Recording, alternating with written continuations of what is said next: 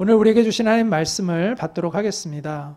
오늘 우리가 읽을 말씀은 사도행전 6장 10절부터 15절입니다. 제가 읽겠습니다.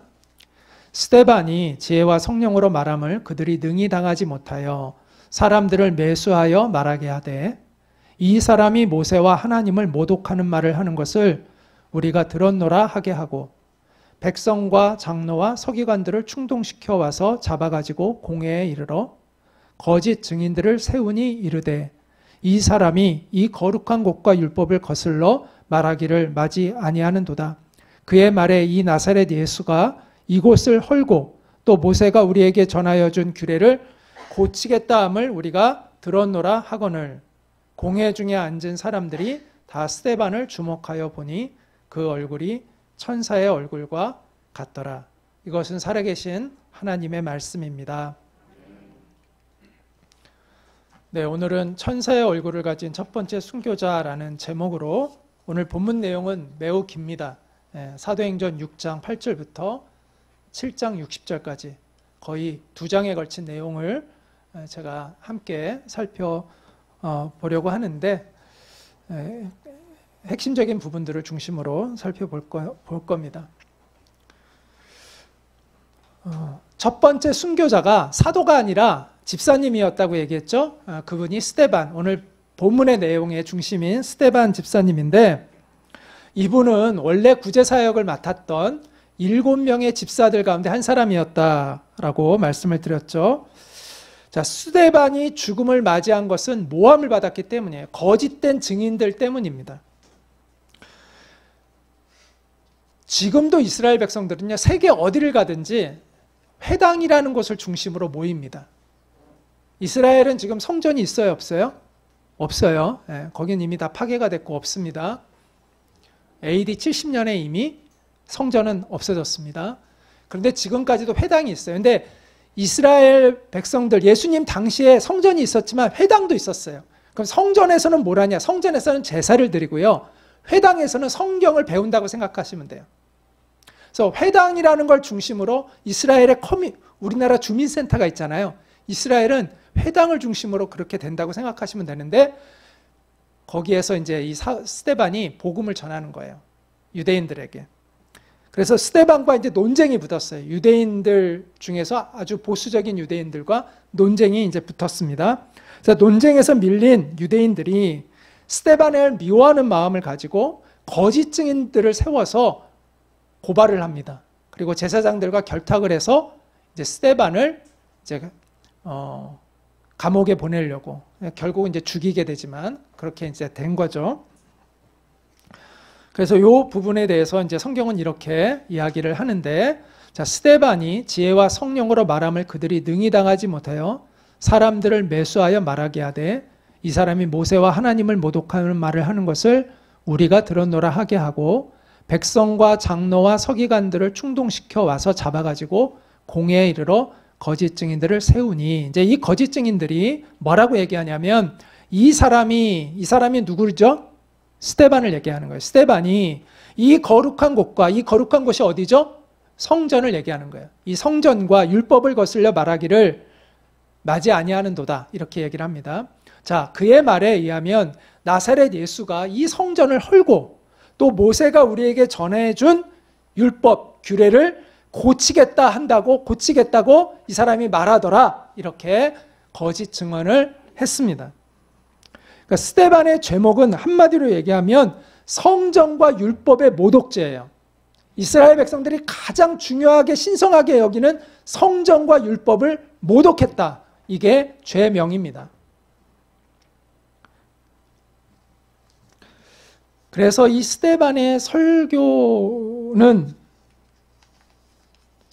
이 설교는 사도행전 7장 2절부터 53절이 스데반이 이제 이에 대해서 자기가 변론하는 설교인데 그 설교의 내용이 핵심이 뭐냐면 성전과 율법에 대한 거예요. 왜냐하면 자기가 지금 성전과 율법을 모독하는 것이라고 모함을 받았기 때문에 성전과 율법에 대한 이야기를 합니다. 그래서 굉장히 긴 설교인데 성경에서 이렇게, 특히 사도행전에서 이렇게 설교를 전문을 다 아주 길게 기록한 것이 스데반의 설교가 아마 제일 길 거예요. 굉장히 비중 있게 다루고 있습니다. 그래서 이 스데반은 이스라엘의 역사를 관통하면서 성경과 율법의 기원을 이야기를 합니다. 그리고 그 목적이 무엇인지를 이야기를 합니다. 그리고 그 성경과 율법의 실제적인 목적을 성취하신 분이 누구냐? 예수 그리스도다라는 것을 이제 이야기하는데요. 자, 먼저 율법의 기원에 대한 이야기를 합니다. 자, 율법이 어떻게 전해졌는가? 모세를 통해서 전해지는데, 자, 그 전에 믿음의 조상 아브라함으로부터 이야기가 출발되죠. 자, 아브라함은 믿음의 조상이죠. 하나님이 메소포타미아에 있는 아브라함에게 너는 너의 본토 친척을 떠나 내가 너에게 지시하는 땅으로 가라고 하셨죠. 그래서 아브라함이 믿음으로 그 먼 길을 가서 그 약속의 땅 가나안으로 갔어요. 그리고 하나님이 이 땅을 너의 후손에게 주리라 하셔서 나중에 이스라엘 백성이 이제 모세가 이스라엘 백성들을 이끌고 가나안 땅으로 향하게 되고 그 모세의 다음 리더인 여호수아 때 그 이스라엘 백성들이 그 땅을 이제 정복하게 되는데 지금도 그 땅을 이스라엘이 그래서 차지하고 있는 거죠. 자, 그런데 하나님이 이 아브라함에게 그 땅을 주시겠다고 약속했지만 그 당대에는 그것이 이루어지지 않죠. 이방인에 불과해요. 한 이방인에 불과해요. 그 땅에 온. 그리고 그의 후손들이 나중에 어디로 가게 되죠? 이집트로 가서 노예 생활을 하게 됩니다. 자, 그때 하나님이 한 지도자를 택하죠. 모세라는 지도자를 통해서. 여러분 뭐 영화를 워낙 많이 봐가지고 이건 잘 아실 겁니다. 홍해를 가르고 이스라엘 백성들, 이집트에서 노예로 생활하고 있는 이스라엘 백성들을 이끌고 나옵니다. 그리고 시내산이라는 광야에 있는 시내산에서 하나님의 법을 받아요. 그게 이제 율법이죠. 그거를 받습니다. 자, 그런데 스데반이 이야기하는 게 뭐냐면 바로 너희의 조상들이, 그 유대인의 조상이 모세의 율법을 어기고 하나님의 말씀을 쫓지 않았다는 것이죠. 그러면서 그 조상들의 죄를 이렇게 고발하는데 우리 조상들은 그의 말을 듣지 않고 모세의 말을 듣지 않고 오히려 그를 배척하며 이집트로 다시 돌아가자고 말했습니다. 그들은 제사장 아론에게 우리를 인도할 신을 만들어 주시오. 우리를 이집트에서 이끌어낸 모세는 시내산에 들어가서 하나님의 율법을 받느라고 시내산에 들어갔는데 언제 올지를 모릅니다. 그러니 우리에게 우리가 원하는 우상을 만들어서 거기에 제물을 바치고 제물을 바치게 해달라고 이제 요구를 합니다.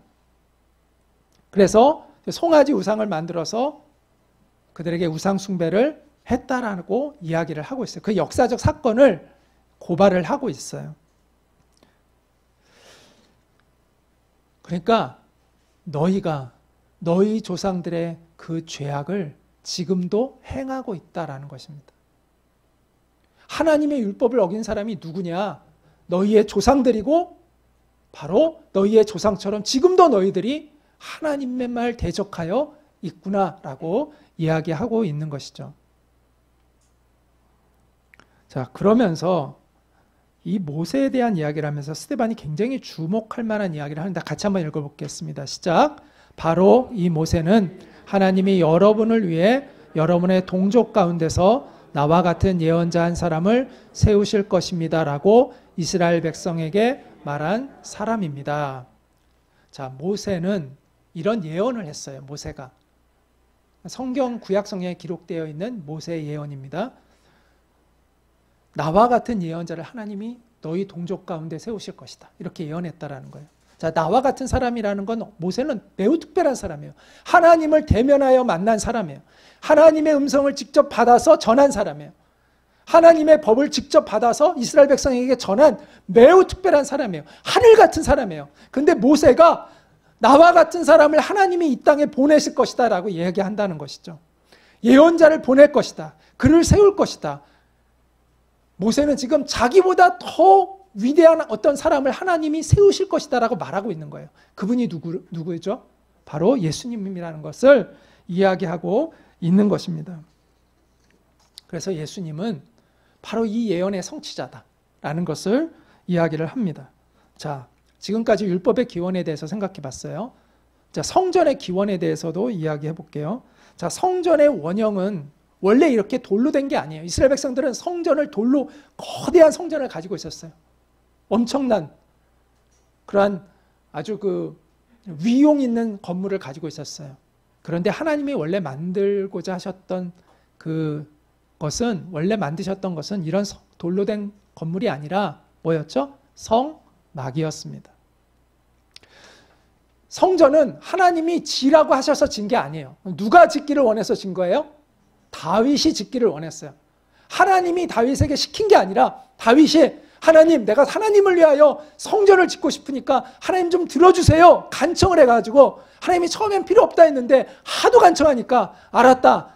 근데 너는 전쟁을 많이 해서 너는 피를 많이 흘렸기 때문에 네가 건물을 못 짓고 네 아들 때에 건물을 짓게 해줄게 라고 해서 솔로몬이 건물을 짓는 거예요. 그래서 지금 스데반은 이 건물은 원래 하나님이 목적했던 게 아니지 않냐. 하나님은 원래 성막을 주셨다. 근데 성막의 특징은 뭡니까? 움직이는 거예요. 이스라엘 백성들이 가는 곳마다 함께 하는 것이 성막입니다. 그런데 이스라엘 백성들은 착각했어요. 어떻게 착각을 해요? 하나님을 건물 안에 계신 분으로 착각하는 거예요. 오늘날도 많은 성도들이 이 예배당 안에만 오면 하나님을 생각하고 예배당 밖을 나가면 하나님 없이 사는 경우가 많잖아요. 그게 착각하는 거죠. 예배당 안에만 하나님이 계시다는 착각을 하는 거예요. 그게 아니라는 거예요. 하나님은 어느 곳에나 계시다는 거예요. 그래서 스데반이 이렇게 얘기하는 거예요. 가장 높으신 하나님은 사람의 손으로 지은 집에서 사시지 않습니다. 그것은 예언자가 이렇게 말한 것과 같습니다. 주께서 말씀하신다. 하늘은 내 보좌이며 땅은 내 발판이다. 너희가 나를 위해 무슨 집을 지을 수 있겠느냐? 어느 곳이 내 안식처가 되겠느냐? 내가 이 모든 것을 만들지 않았느냐? 하나님은 온 하늘과 땅 위에 충만하신 하나님이시라는 거예요. 그래서 하나님은 따라해볼까요? 하나님은 모든 곳에 계신다. 네, 이거를 이제 좀 유식하게 말하면 하나님의 편재하심 이렇게 이제 표현을 합니다. 두루 계시다는 거예요. 두루 모든 곳에. 이스라엘 백성들의 착각은 하나님을 성전 안에 계시는 하나님으로 안 거예요. 그리고 그러기를 원했던 거예요. 하나님을 가둬두려고 했다는 거예요. 성전 안에다. 왜? 성전 밖에서는 지 맘대로 살고 싶으니까.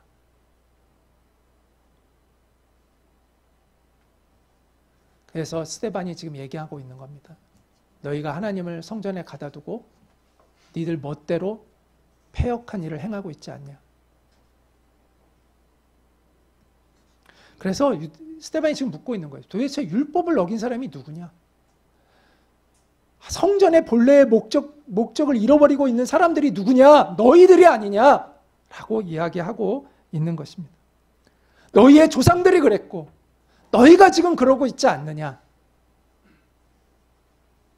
그러면서 이렇게 이야기를 하죠. 목이 곧고 마음과 귀에 할례를 받지 못한 사람들이요. 그러니까 할례라는 건 하나님의 백성의 표시인데 우리의 몸에 하는 할례가 중요한 게 아니라 우리 마음의 할례가 있어야 되는데 그렇지 않다는 거죠. 너희들은 언제나 성령을 거역하고 있다라고 얘기합니다. 당신네 조상들이 한 그대로 당신들도 하고 있습니다. 당신들의 조상들이 박해하지 않은 예언자가 한 사람이라도 있었습니까? 하나님의 예언자들을 핍박했다는 것이죠.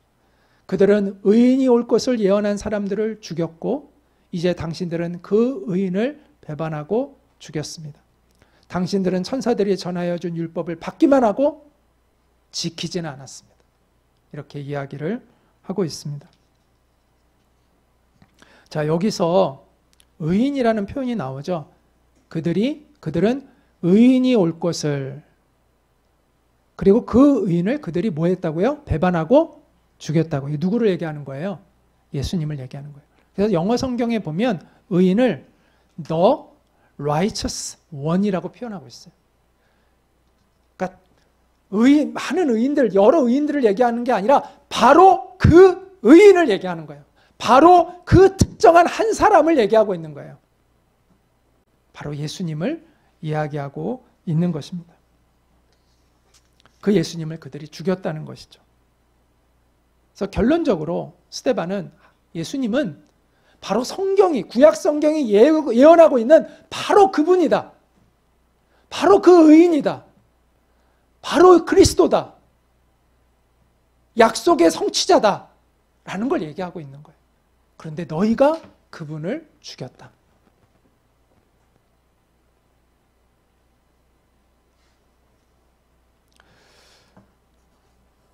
자, 예수님은요, 따라해 볼까요? 예수님은 율법을 완성하신 분이다.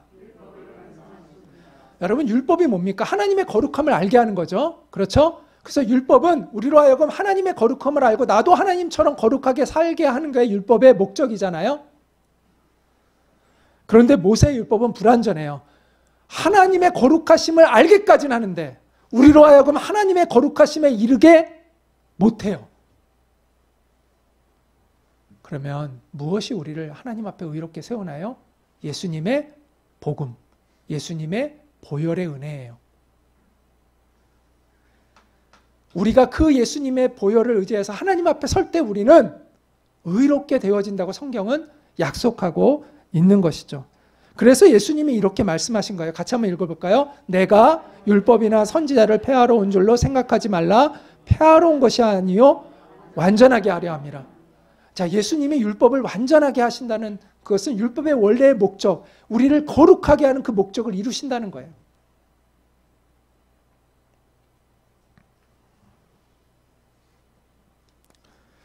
또 예수님은, 따라해볼까요? 예수님은 성전의 진정한 주인이다. 자, 여러분, 성전은 왜 찾아갑니까? 하나님 만나러 가는 거죠. 그렇죠? 그런데 안타깝게도 이스라엘 백성들은 그 본질을 놓치고요, 건물에 집중하고 있어요. 건물에. 건물 자랑하느라고. 자신이 거룩해져야 되는데 건물을 거룩하게 여기고 자신들은 자기 마음대로 살고 이 본질을 잃어버리고 있는 거죠. 근데 예수님은 그 목적을 달성하시는 분이세요. 그래서 예수님이 뭐라고 말씀했냐면 이렇게 얘기했어요. 나를 본 자는 아버지를 보았다. 본 것과 같다. 내가 아버지 안에 거하고 아버지는 내 안에 계신다. 예수님이 하나님과 하나가 되어 계시다는 거예요. 그래서 나를 본 자는 아버지를 본 거예요. 그래서 예수님을 통해 하나님을 만나는 거예요.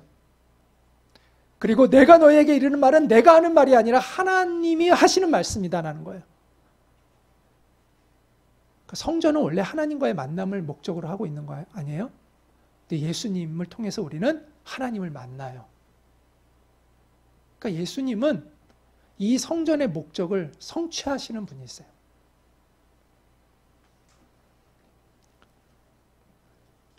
그런데 지금 이스라엘 백성들이 지금 뭘 하고 있다는 거예요? 이분을 죽였다는 거예요.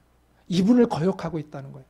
율법의 완성이 되시고 성전의 목적을 성취하시는 이분을 너희가 멸시하고 거역하고 있다라는 것이 지금 스데반이 말하는 메인된 핵심적인 메시지예요.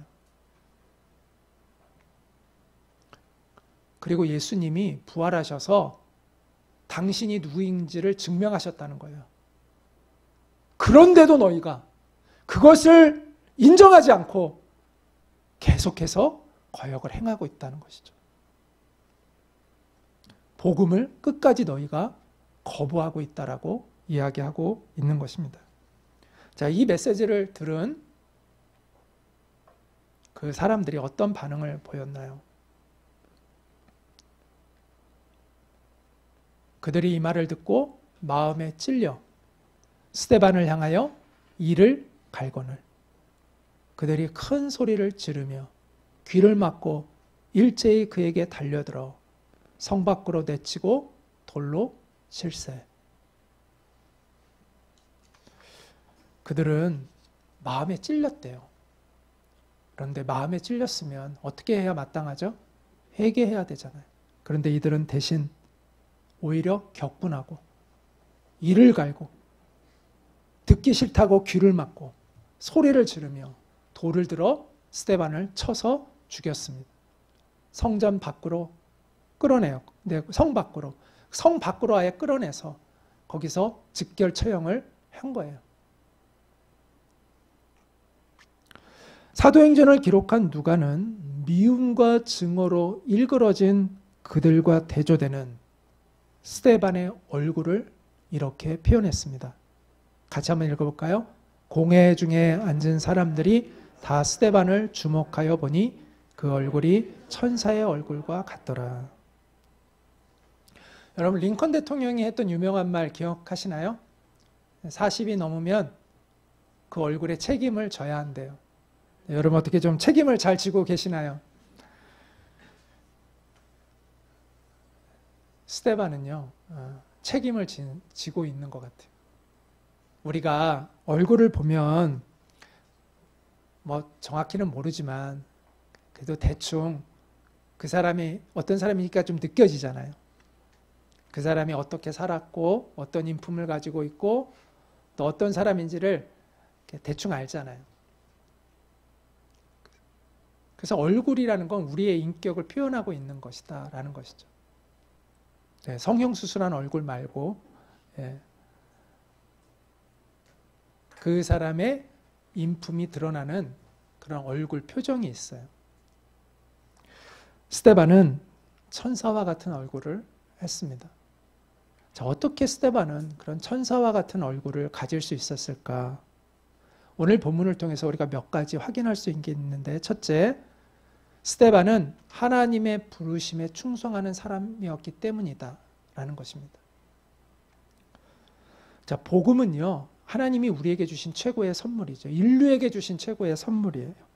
죄와 사망의 권세에서 해방시킬 수 있는 유일한 길은 예수님밖에 없어요. 다른 소망이 없어요. 하나님은 이 예수님을 우리에게 보내주시기 위해서 수천 년 동안 일하셨어요. 아브라함을 하나님이 택하신 게 4,000년 전이잖아요. 그래서 예수님이 오실 때까지 약 2,000년 동안 계속해서 예언자들을 보내서 하나님이 말씀하셨고, 그 예수님이 오시기까지 이 역사 속에 하나님이 개입해 오셨어요. 그래서 아브라함에게 하나님 뭐라고 하셨냐면, 땅의 모든 족속이 너로 인하여 복을 얻을 것이니라, 이렇게 얘기하셨어요. 이 스케일이 어마어마해요. 하나님이 아브라함에게 택하실 때 그 한 사람, 메소포타미아라는 그 지역의 어떤 한 사람을 택할 때 하나님이 주신 그 비전이 어마어마한 비전이에요. 너로 인하여 땅의 모든 족속이 복을 얻을 것이니라. 어마어마한 스케일이죠. 이 예수님의 약속은요, 우주적이에요. 복음은 우주적이에요. 이 복음은 우주적인 복음이에요. 온 인류를 위한, 모든 백성과 모든 나라를 위한 복음이에요. 성경은 하나님께서 이 복음을 어떻게, 이 약속을 어떻게 신실히 이루어 주셨는가를 기록하고 있어요. 어떻게 이 약속이 우리에게 왔고 이 약속이 어떻게 이루어져 왔는가를 보여주고 있어요. 사도행전이 또 이 복음이 어떻게 전 세계로 확장되어 가는가를 우리에게 보여주고 있어요. 그러면서 동시에 우리에게 주어진 과업이 무엇인가, 우리 그리스도인들에게 남겨진 과업이 무엇인가를 또한 알려주고 있는 거예요. 우리에게는요, 이 복음 전파하는 사명이 있어요. 그런데 우리가 이 부르심, 이 소명을 감당할 때요, 천사의 얼굴이 돼요. 여러분, 우리 인생의 가장 큰 기쁨은 뭐냐면 영혼 구원받는 사람들을 보는 거예요. 내가 복음을 전했는데 그 사람이 예수님을 알게 되고 그도 구원받는 것을 볼 때 우리가 사람을 살리는 일이 얼마나 귀해요. 그런데 영원한 생명을 얻게 된다면 그걸 보면 얼마나 기뻐요. 얼마나 큰 보람이 있어요. 그래서 이 복음의 기쁨을 아는 사람들은요, 자기 직업이 어떤 직업이든 이거의 본업이 돼요. 뭐가 본업이 된다고요? 복음 전하는 게. 그리고 자기가 가지고 있는 직업은 부업이 돼요. 그래서요, 의사 선생님 중에서도 정말 복음을 깊이 알게 된 사람들은 선교사로 나가는 거예요. 의사라는 것을 툴이 되고 복음 전하는 게 목적이 되어서 가는 거예요. 그 기쁨이 더 크대요. 그분들의 한결같은 고백은 그 기쁨이 훨씬 더 크대요. 비즈니스맨도 마찬가지예요.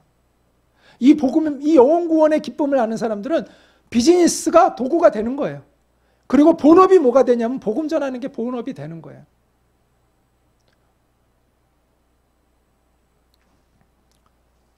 우리 드림이 학교에 선생님들도 다 그래서 드림이 학교로 온 거 아니겠습니까?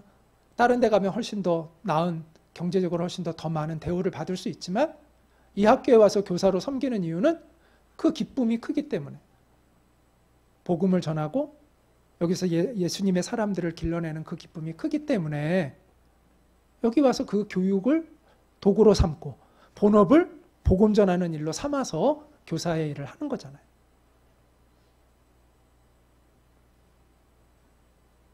우리가 이 기쁨을 알 때 천사의 얼굴을 할 수 있어요. 하나님의 부르심에 응답하는 삶을 살 때 우리는 천사의 얼굴을 할 수 있어요. 복음을 전하고 영혼을 구원하는 일을 할 때 우리는 자연스럽게 천사의 얼굴을 할 수 있어요.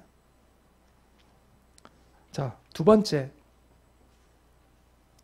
어떻게 해서 천사와 같은 얼굴을 가질 수 있었을까? 따라 볼까요? 스데반은 성령으로 충만한 사람이었기 때문이다.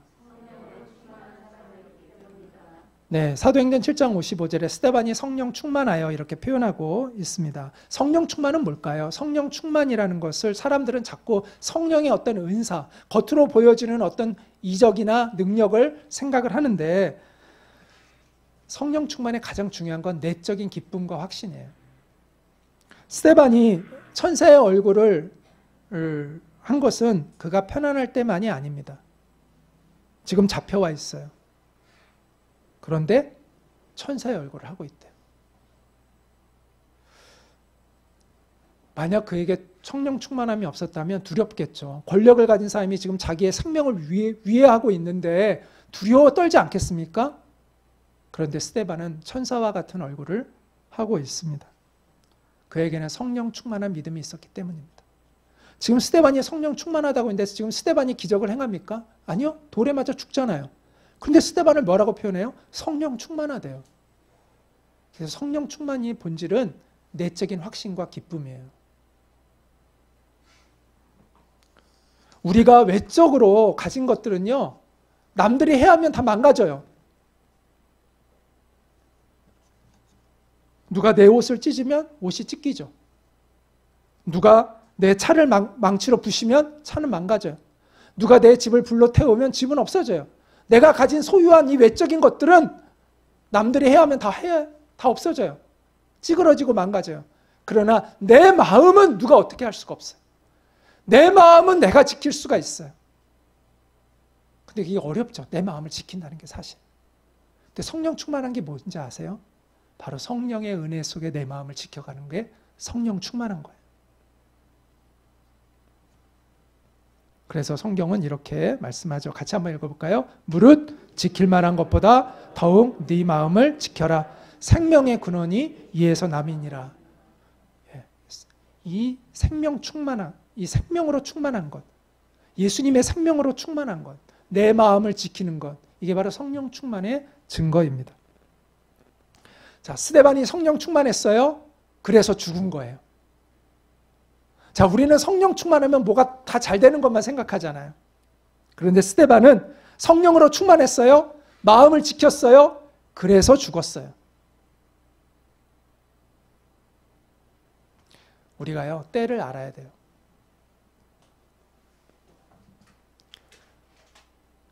고난받을 때가 있고 형통할 때가 있고 살아야 할 때가 있고 죽어야 할 때가 있다는 걸 알아야 돼요. 하나님이 우리를 도우시는 건 반드시 죽음을 면하게 하시는 것만이 우리를 도우시는 게 아니에요. 우리는 그런 생각을 많이 하는데 꼭 우리를 살려주시는 것만이 하나님의 도우심이라고 생각하지만 때로는 하나님 안에서 잘 죽는 것도 하나님이 도우시는 거예요. 또 우리가 형통에만 하나님이 도우시는 게 아니에요. 하나님 안에서 고난을 잘 감당하는 것도 하나님이 도우시는 거예요. 성령님은 스데반이 그럴 수 있도록 지켜주셨어요. 의연하게 고난을 맞이할 수 있도록. 아름답게 죽음을 맞이할 수 있도록 하나님은 스데반을 도와주셨어요.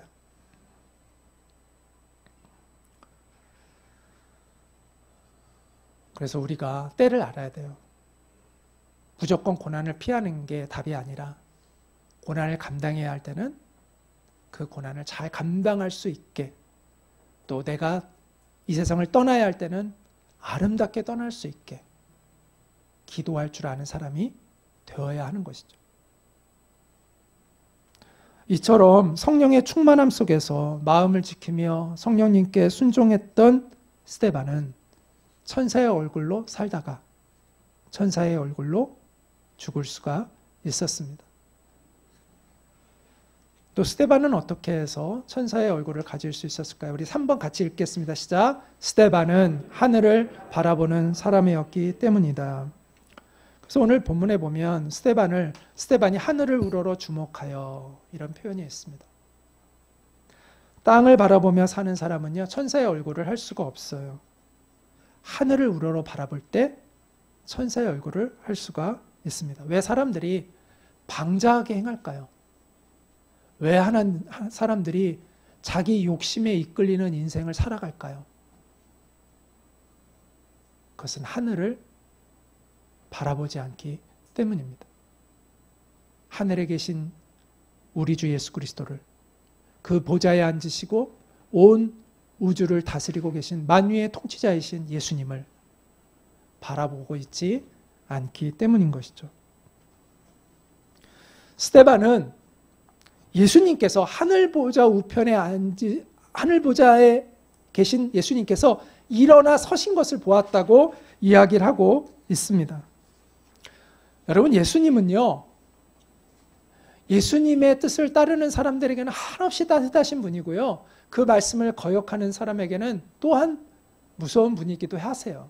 그래서 성경에 보면 이런 말씀이 있어요. 예수님이 이렇게 했어요. 내가 속히 올 텐데 내가 줄 상이 내게 있어 각 사람에게 그가 행한 대로 갚아주리라.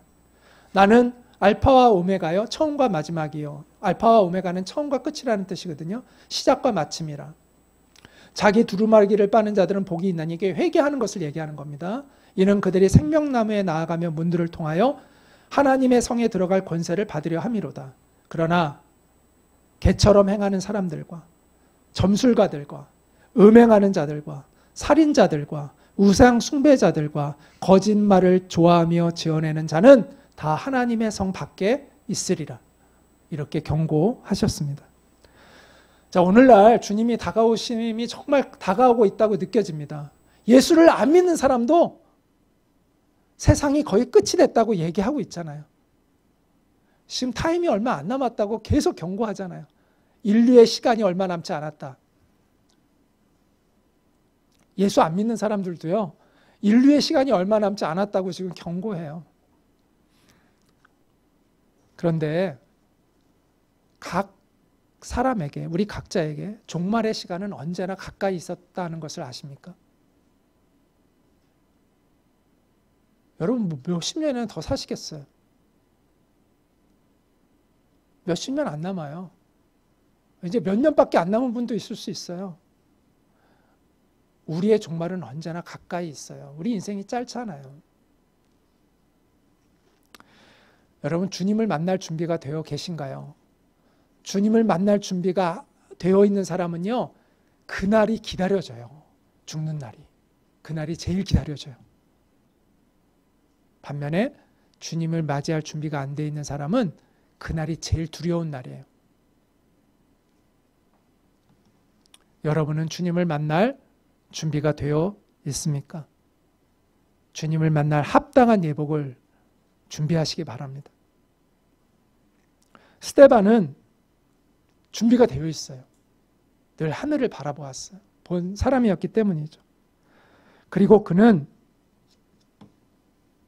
이런 장면을 봤어요. 자, 한번 같이 볼까요? 같이 읽겠습니다. 스데반이 성령 충만하여 하늘을 우러러 주목하여 하나님의 영광과 및 예수께서 하나님 우편에 서신 것을 보고 말하되, 보라, 하늘이 열리고 인자가 하나님 우편에 서신 것을 보노라 한데, 원래 예수님은 하나님 보좌 우편에 앉아 계신다고 표현되어 있어요. 그런데 스데반은 지금 예수님이 뭐 하고 계신 걸 본 거예요? 서 계신 걸 봤다는 거예요. 왜 그랬을까? 왜 선 것을 봤을까?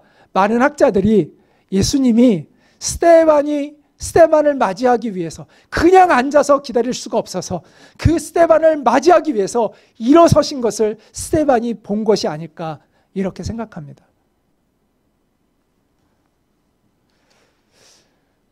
여러분, 우리가 이 세상을 떠나는 순간 나를 맞이하기 위해서 일어나신 예수님을 볼 수 있다면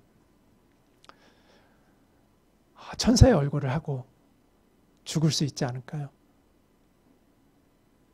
우리에게도 이와 같은 은혜가 있기를 간절히 소망합니다. 하늘을 바라볼 때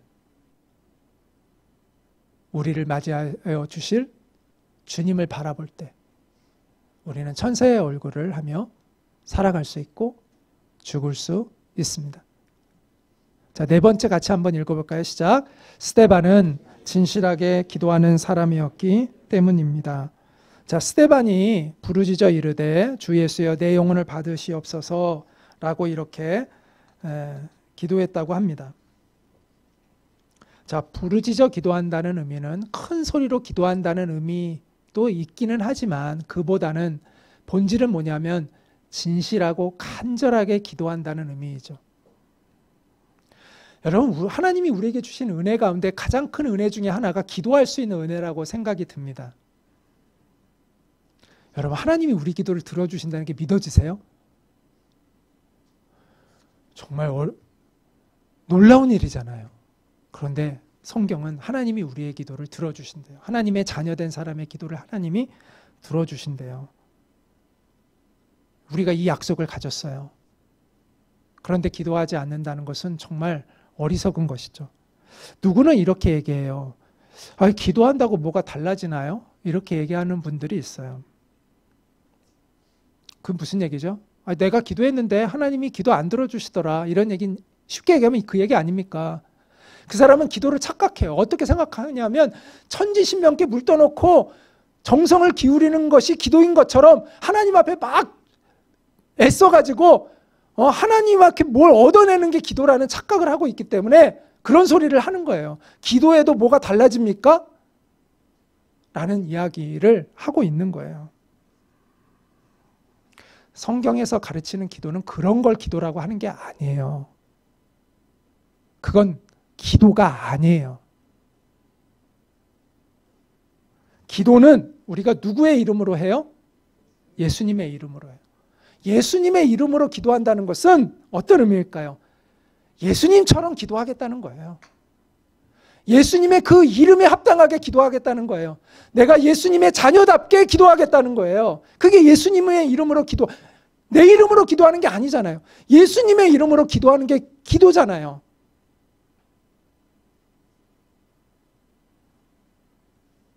스데반의 기도는요, 예수님을 닮아 있어요. 그래서 예수님처럼 기도했고요. 예수님처럼 그래서 살았어요. 예수님은 뭐라고 기도하셨죠? 내 원대로 마옵시고 아버지의 원대로 되기를 원합니다라고 기도하셨어요. 이 기도를 언제 하신 거예요? 십자가에 달리시기 바로 전날 기도하신 거예요. 겟세마네 동산에서 간절하게 내 뜻대로 마옵시고 아버지의 뜻대로 되게 하옵소서라고 기도하셨어요. 그리고 십자가에서 이런 기도를 하셨어요. 아버지, 내 영혼을 아버지 손에 부탁합니다. 그 처절한 고통 속에서 예수님이 이렇게 외치셨어요. 여러분, 스데반의 기도가 이 기도가 지금 다 있지 않습니까? 스데반이 숨을 거두기 직전에 예수여 내 영혼을 받으시옵소서라고 기도했어요. 닮아 있죠. 그것은 스데반의 평소 기도도 예수님을 닮아 있었다라는 것을 간접적으로 증명하고 있다고 생각합니다. 평소에 스데반의 기도는 모르긴 몰라도 내 뜻, 내 중심, 내 원함을 이루는 것에 있지 않았을 겁니다. 주님의 뜻을 이루는 것에 그의 마음이 있었을 거예요. 그리고 그런 기도를 그는 드렸을 것입니다.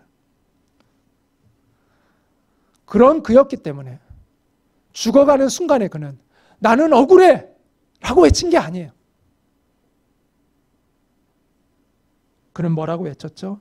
예수님, 내 영혼을 받아 주옵소서. 그의 몸은 으깨지고 부러지고 쓰러졌지만 그의 영혼은 아주 고요하고 평화로운 영혼이었습니다. 그런 맥락에서 베드로전서 4장 19절은 우리에게 이렇게 말씀합니다. 같이 한번 읽어볼까요? 그러므로 하나님의 뜻대로 고난을 받는 자들은 또한 선을 행하는 가운데 그 영혼을 미쁘신 창조주께 의탁할지어다. 하나님의 뜻대로 고난을 받는 자들은, 자, 우리가 고난을 받아도 이왕이면 하나님의 뜻 가운데 있는 고난을 받아야 됩니다. 그리고 그런 사람은 그 영혼을 하나님께 기쁨으로 맡겨드릴 수가 있습니다.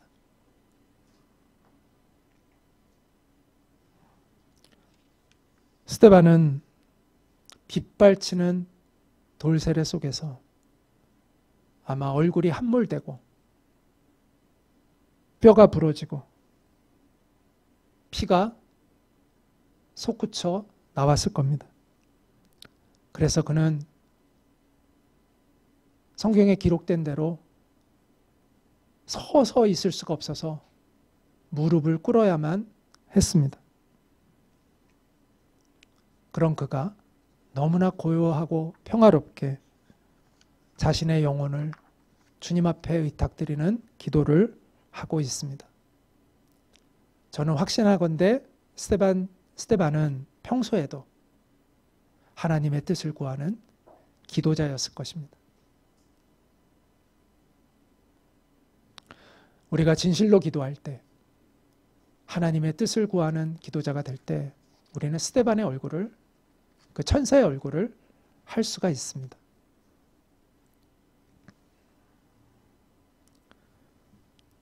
자, 스데반은 마지막으로 어떻게 천사와 같은 얼굴을 할 수 있었을까요? 같이 읽어볼까요? 시작. 스데반은 용서하는 사람이었기 때문이다. 스데반이 이렇게 기도하죠. 주여 이 죄를 그들에게 돌리지 마옵소서. 이 기도도 누구의 기도가 생각납니까? 예수님의 기도가 생각납니다. 예수님이 아버지 저들을 사하여 주십시오. 자기들이 하는 것을 알지 못함입니다. 라고 십자가에서 기도하셨잖아요. 스데반의 기도는 이 예수님의 기도와도 닮아 있습니다. 이분은 코리텐 붐이라는 분인데 홀로코스트, 그러니까 2차 세계대전 때 유대인들을 학살했던 거기에서 살아남은 네덜란드 사람이에요. 이분이 이 가족이 유태인들을 숨겨줬다가 그 숨겨진 죄로 인해서 유태인들과 함께 강제 수용소에 가서 거기서 수용소 생활을 했는데 가족이 다 죽고요. 혼자만 살아남았습니다. 이분이 전쟁이 끝나고 나서 하나님이 주신 사명감이 있었는데 그게 뭐냐면 자기들을 그렇게 해쳤던 독일 사람들에게 복음을 전하는 사명을 주셨어요. 그래서 많은 독일의 교회들을 다니며 복음을 전하고 하나님의 용서를 전하고, 그래서 그 죄책감에 시달렸던 독일인들에게 자유함을 주고 그 안에 부흥이 일어나는 일에 큰 역할을 했던 그런 분입니다. 그런데 한 번은 집회가 끝나고 누군가가 자기에게 다가오는데 온몸이 경직이 되었습니다. 왜냐하면 포로 수용소에서 자기 언니를 죽이는 데 앞장섰던 사람이 자기한테 오고 있는 거예요. 그 순간 피가 거꾸로 솟아오르는 것 같은 분노를 느꼈습니다. 그래서 이분이 속으로 하나님께 이렇게 얘기했다고 합니다. 하나님, 저 사람은 안 됩니다. 저 사람은 제가 용서할 수 없습니다. 그런데 그때 하나님이 그녀의 마음에 주시는 음성이 있었습니다. 딸아, 이것은 나의 명령이다. 딸아, 용서하라는 것은 나의 명령이다. 그 짧은 순간이었는데 그녀가 마음을 가다듬고 하나님 앞에 이렇게 이야기했다고 합니다. 하나님, 저는 그를 사랑할 마음이 없습니다. 저 사람을 용서할 용기가 없습니다. 그러나 주님이 명령이라고 하시니 내가 그렇게 해보겠습니다. 그래서 그 사람이 다가오는데 그 사람을 이렇게 안아줬대요. 그 순간 놀라운 마음의 변화가 그녀의 마음속에 일어났습니다. 정말 그 사람을 용서하는 마음이 솟구쳐 올라오는 것을 경험하게 되었다고 합니다. 우리는 자주 용서를 감정의 문제라고 생각합니다. 감정으로 우리는 용서하고 안 하고를 판단을 하려고 합니다. 근데 용서는 명령입니다. 순종의 문제라는 것을 알아야 합니다. 내가 순종할 때 하나님은 용서할 수 있는 능력과 감정도 우리에게 은혜로 주시는 거예요.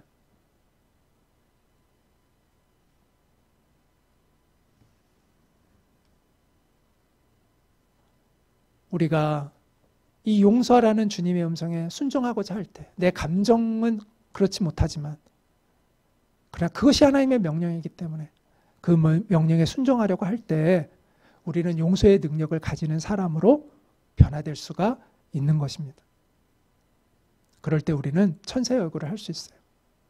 우리가요 아무리 하나님의 능력을 행하는 사역자라 하더라도 하나님 정말 교회에 충성하는 사람이라 하더라도 열정을 가진 사람이라고 하더라도 누구를 미워하고 있으면 천사의 얼굴을 할 수 있겠어요? 우리가 예수님처럼 용서하는 사람이 될 때, 또 스데반처럼 용서하는 사람이 될 때 우리는 천사의 얼굴을 할 수가 있습니다. 여러분, 늘 제가 자주 강조하지만 용서라는 것은 그 사람과 다시 같이 밥 먹으러 다니고 영화 보러 다니고 이래야 되는 게 아니에요. 그 사람이 나에게 한 대로 내가 되갚아 주려는 마음을 내려놓는 거예요. 그건 하실 수 있잖아요.